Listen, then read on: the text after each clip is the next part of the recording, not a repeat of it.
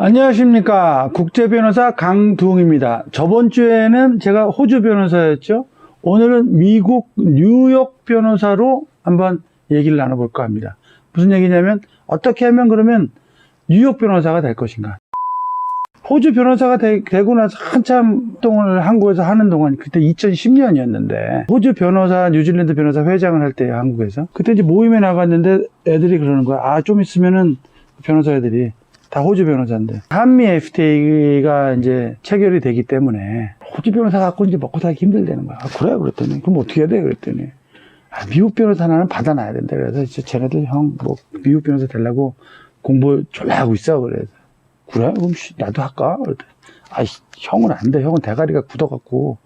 그 말에 내가, 뭐 이 새끼야? 하고 이제 열이 받아갖고, 내가 대가리가 굳어, 임마? 그랬더니, 얘가, 형 안 돼. 뭐 깐죽깐죽 대더라고. 내가 뭐 시험 3번이나 봤는데 떨어져서 솔직히 말해서 형한테만 얘기하지만, 새끼야 너는 원래 공부를 못하잖아. 막 이제 이러고 있는데 옆에 있는 여자 변호사가, 오빠 저기 사실은요 저도 공부하다가 때려쳤는데요, 책 이만큼 걔가 다 갖고 있는데 한번 보여드리는데 맛배기라도 보실래요? 그래, 한번 갖고 와봐. 그랬더니 제가 역사모사 할 때 우리 집에서 가깝거든요. 뭐 책을 뭐 바브리 책이라고 뭐 갖고 왔는데 뭐 찍기도 있고 뭐 졸라 길어. 근데 하나 문제를, 예시를 딱 보여주면서, 선배님 과목이 뭐 이렇게 되는데 요 문제 한 문제 푸는데 40초 안에 풀어야 돼요, 시간상. 에? 봤는데 뭐 지문이 연락이로, 어떤 건 지문이 반 페이지 이상이야. 그래서 제가 초를 재고 해봤어요. 7분에서 10분 걸리는 거야. 근데 틀려. 와, 열받잖아.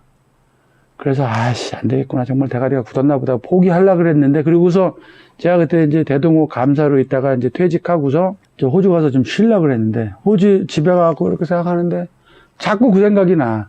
왜 애들이 싸움할 때, 고필 때 좀 싸워본 애들은 알겠지만, 딱 네가 이겼어 그래도 사실 내가 졌으면 열받고 막 그 생각만 나잖아요. 막 다시 싸움해서 붙고 싶고 그런 생각이 들더라고. 그래서 호주에서 노느니 그러면 미국 가자, 공부하자. 그러고 그냥 밤에 결정을 해버렸어요. 저는 원래 결정이 좀 즉흥적이에요. 왜 결정하느냐? 그냥 하고 싶어서 하는 거야. 별 이유가 없어. 그래서 일단 시험을 보려고 신청을 했어요. 근데 자격이 되는 거예요.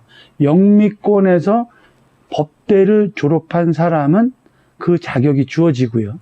영미권이 아닌 사람은 변호사라든지 이런 사람들, 그러니까 예를 들어서 한국 변호사들은 뉴욕주, 예를 들면 변호사 시험을 볼 수가 있어요. 여기서 참고로 미국 변호사가 아니라 정확하게는 미국 무슨 주 변호사야 이거예요. 미국이 뉴욕주다 그러면 뉴욕바의 시험을 봐야 되는 거고, 캘리포니아다 그러면 캘바의 시험을 봐야 되는 거예요. 그리고 이게 상호 교환이 안 돼요. 그래서 저는 명확하게 얘기하면 미국 뉴욕주 변호사고 호주 뉴사우스웨일즈주 변호사인 거예요.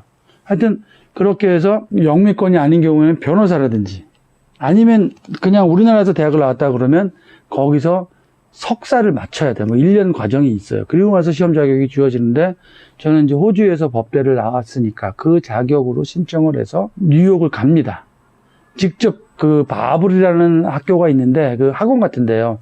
미국에서 로스쿨을, 법대를 졸업한 애들이 시험을 보기 위해서 단기 코스로 가는 학교예요.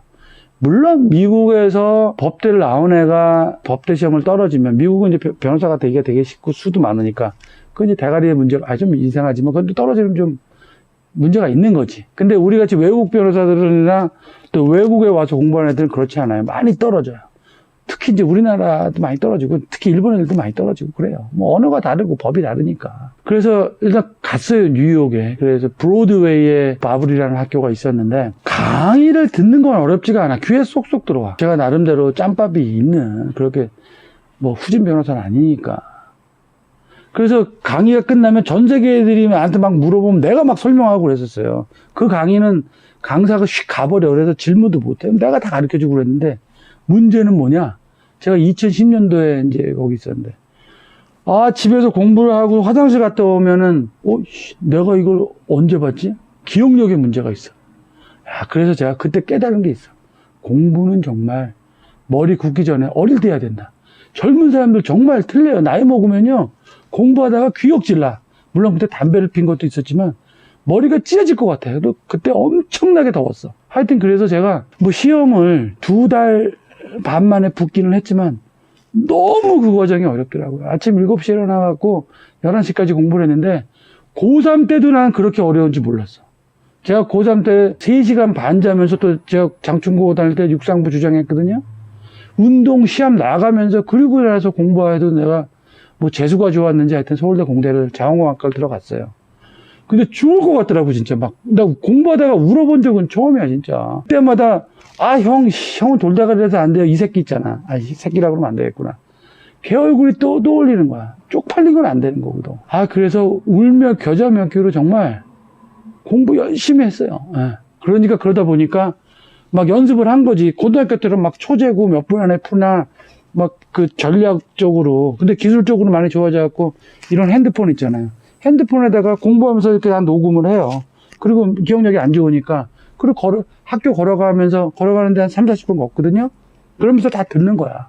그렇게 안 하면 외울 수가 없더라고요. 이거는 이제 단기 짧은 시간 안에 시험을 봐야 되기 때문에 물론 주관식, 객관식 다 있지만 기본적인 것들은 머릿속에 딱 외워져야 돼. 그래서 기계적으로 싹 문제를 풀어야 돼요. 특히 찍기 같은 거는.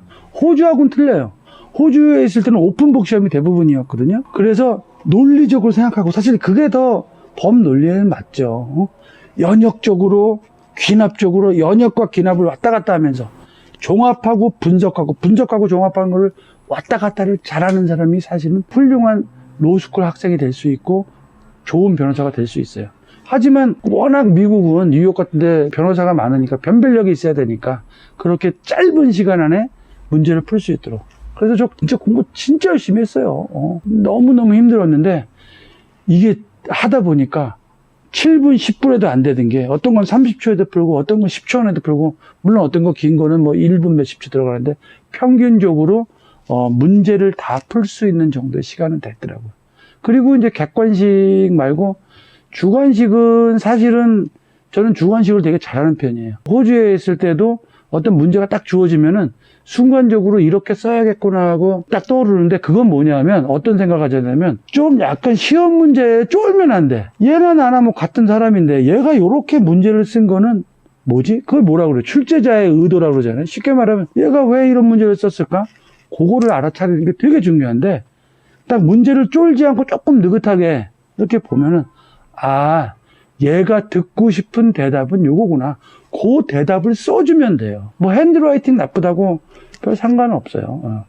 제 서울대 들어갈 때 논문인데 점수에는 뭐 관여가 된지 모르지만 그때도 글 쓰는 건 좀 자신이 있어서 다른 애들은 논술학원 그때 다닐 때 저는 펜글씨 학원 다녔어요. 글씨가 개판이거든 제가. 저는 컴퓨터 안 나왔으면 못 먹고 살아요 정말.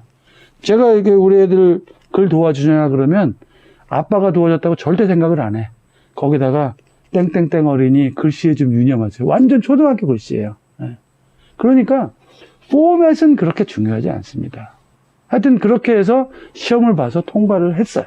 그래서 뉴욕 변호사 자격증이 주어진 거고요.